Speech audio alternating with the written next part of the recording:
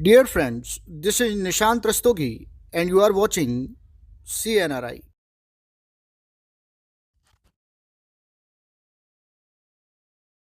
आइए अब इस क्वेश्चन को सॉल्व करते हैं।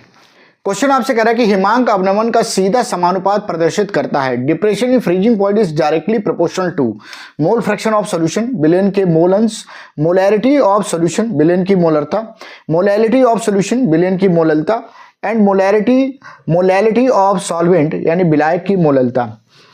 तो देखिए यहाँ पर अगर हम बात करें डिप्रेशन इन फ्रीजिंग पॉइंट की, तो आपको याद आ रहा है कि इसका formula delta T F equal to I K F into M, ठीक है ना।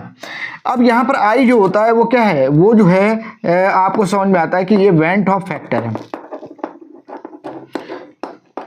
के एफ क्या है, ये कांस्टेंट है, ठीक है ना। के एफ जो है वो क्या है, कांस्टेंट है, ठीक। अब एम क्या है, एम जो है वो मोलैलिटी ऑफ सॉल्यूशन है, यानी कि विलयन की मोललता। तो अब एक बात समझिए, अगर मैं किसी पर्टिकुलर विलायक की मैं किसी पर्टिकुलर विलेय की बात करूं, यानी कि सॉल्यूट की बात करूं, तो उसका आई जो होगा वो फिक्स हो जाएगा। के एफ जो है वो तो कांस्टेंट है ही ऑलरेडी। तो इसका मतलब ये हो जाएगा कि डेल्टा टी एफ जो होगा वो डायरेक्टली प्रोपोर्शनल किसके हो जाएगा, स्मॉल एम के, यानी कि मोलैलिटी ऑफ सॉल्यूशन के यानी विलयन की मोललता के समानुपाती हो जाएगा। तो उस हिसाब से अगर मैं देखता हूं तो यहां पर मेरे पास सी ऑप्शन जो होगा वो करेक्ट ऑप्शन